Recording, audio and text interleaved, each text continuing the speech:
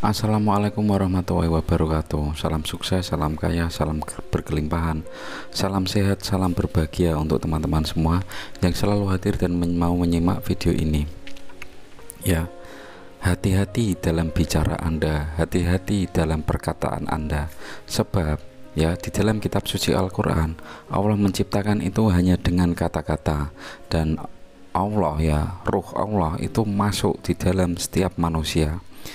Manusia kalau berkata-kata itu harus hati-hati. Sebab itu ya, orang tua atau sesepuh leluhur zaman dahulu itu selalu memikirkan ya, jika dia itu mau menggunakan kata-kata yang buruk.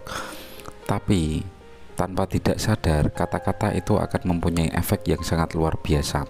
Di dalam kitab suci Al-Quran, Allah itu kalau membuat sesuatu itu dengan berkata-kata, yaitu kata-katanya kun fayakun ya. Kalimat kun fayakun, kata kun fayakun itu menjadi kalimat yang fenomena. Sebab itu bagaimana cara Allah menciptakan itu hanya dengan kun fayakun, yang secara tidak langsung kita sebagai manusia itu memahami kalau kun fayakun itu adalah suara, kun fayakun adalah kata-kata. Jadi suara itu mampu menggetarkan jagat semesta raya, sehingga mampu menjadikan sesuatu yang akan dicipta dengan kata-kata itu. Maksudnya itu begini, jika kita itu ketelucut omongan elek, maka hasilnya akan jelek. Jika kita tanpa sadar mengucapkan kata-kata bagus, maka hasilnya itu bagus, teman-teman. Contoh ya, ini pengalaman saya ya. Saya kan banyak dikerumuni teman-teman ya, setiap malam itu banyak teman-teman yang jagong ya di tempat kerja saya. Di tempat kerja saya itu banyak yang jagong. Saya itu bekerja, teman-teman, tapi teman-teman saya itu jagong. Orang jagong ya macam-macam. Ada yang ngomongin orang ya, ada yang ngomongin pekerjaan dia, ada yang ngomong wedoan, dan ada juga yang bedek nomor, teman-teman. Ini ada orang yang bedek nomor. Tiba-tiba itu ada orang yang bedek nomor. Tiba-tiba saya itu dapat intuisi dari Tuhan ya. Intuisi itu maksudnya itu apa ya? Atau saya bisa membaca intuisi itu dari Tuhan. Intuisi itu maksudnya itu pesan dari Tuhan. Saya di waktu itu tiba-tiba saya bisa membaca. Kan ada orang yang namanya itu, sebut saja itu namanya Joko ya. Ada orang lain yang membedek ya. Adiknya Joko ya. Joko adiknya, dan ada orang satu lagi itu namanya A lah, katakanlah. Joko bilang begini sama saya, Kang, nanti nomornya dapatnya itu berapa? Ya bedek saja, pasti kamu itu akan mendapat uang, mendapat keuntungan di nomor ini. Saya tidak mengucapkan nanti nomornya metu, saya tidak mengucapkan seperti itu. Saya mengucapkannya itu seperti ini, alah tenang saja, nanti pasti kamu dapat uang. Kalau nomor metu ya pasti semua nomor itu akan keluar. Di dalam acara bedek nomor itu energinya kurang kuat, teman-teman. Tapi kalau saya bilang ya nanti kamu mendapatkannya, itu pasti nomor dia itu keluar ya. Maksudnya kalau nomornya keluar pasti mendapatkan uang. Kan kata-katanya ini mendapat. Kalau saya cuma bilang ya nanti nomornya keluar, ya itu bisa nomor apa saja lah, belum tentu yang nomor dia bedek. Tapi saya bilang ke Joko itu seperti ini, Jok, kamu tanya kepada adik kamu. Adik kamu itu kan yang pandai membedek nomor, pasti nomornya itu keluar. Tapi dalam pikirannya Joko itu kan tidak masuk akal. Masa nomor itu bisa dilogika? Ya dia tidak mau lah mengikuti nomor yang dibedek adiknya. Singkat cerita, jam 11 sudah, teman-teman. Ya kan sudah jam 11. Tiba-tiba adiknya Joko itu dan temannya yang si A ya katakanlah, itu tertawa terbahak-bahak, riang gembira.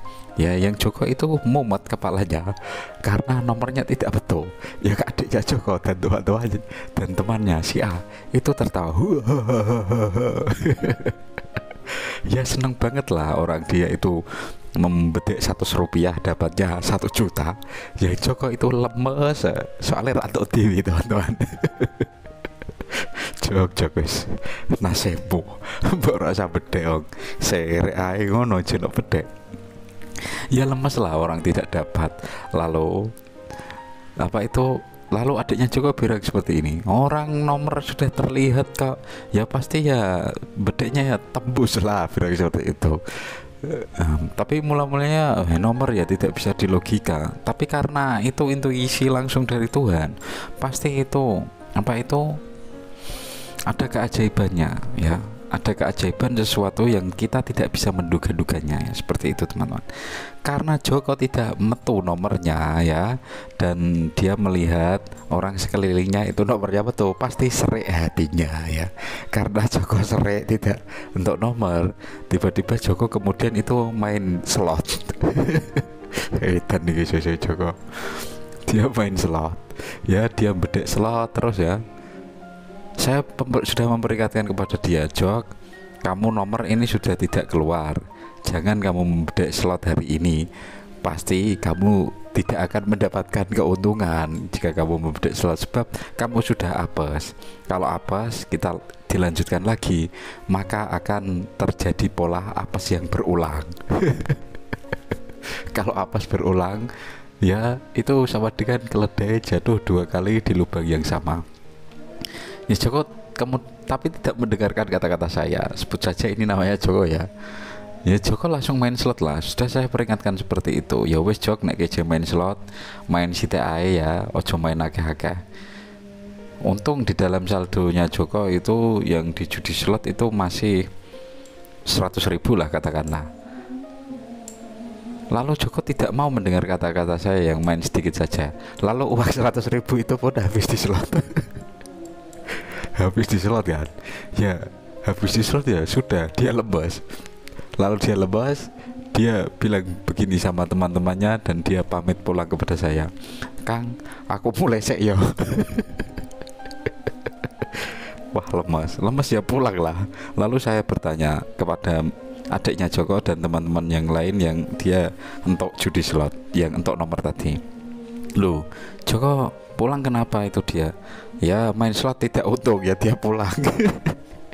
Wah saake ajur tekan omah watake ngene jadi sing ini bojone.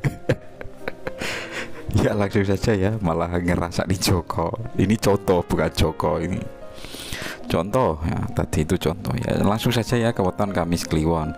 Kamis Kliwon itu cara berpikirnya lambat tapi gemar kepada pekerjaannya. Jodohnya yang kelahirannya 11 dan 15, misalnya Senin Pon, Selasa Kliwon, Rabu Wage, Kamis Pon, dan Jumat Pahing.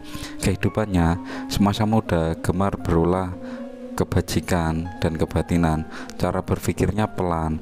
Segala sesuatu pekerjaan diperhitungkan secara jelimet sekali, hingga satu tugas yang mestinya selesai hari ini akan menjadi lama, disebabkan terlalu mendetail dalam menyelidikinya. Itu teliti itu ya, yang otaknya Kamis Kliwon. Setelah mendapatkan jodoh bisa menggangitkan gairahnya, barulah bisa sukses hidupnya. Tapi kelahiran ini sangat sulit untuk diajak bekerja secara cepat ya. Kelahiran Kamis Kliwon tidak bisa diajak bekerja secara cepat. Pekerjaan yang cocok adalah seniman, sebab dia karakternya itu teliti. Sebagai pemegang kas keuangan, cocok ini jujur dan teliti ya, sebab sifat dasarnya itu Kamis Kliwon itu orang yang teliti. Nah itu ya sedikit dari saya, guyon-guyonan saja. Semoga ada pembelajaran dalam video ini. Semoga video ini bermanfaat untuk teman-teman. Akhir dalam perjumpaan ini saya ucapkan wassalamualaikum warahmatullahi wabarakatuh, dan see you.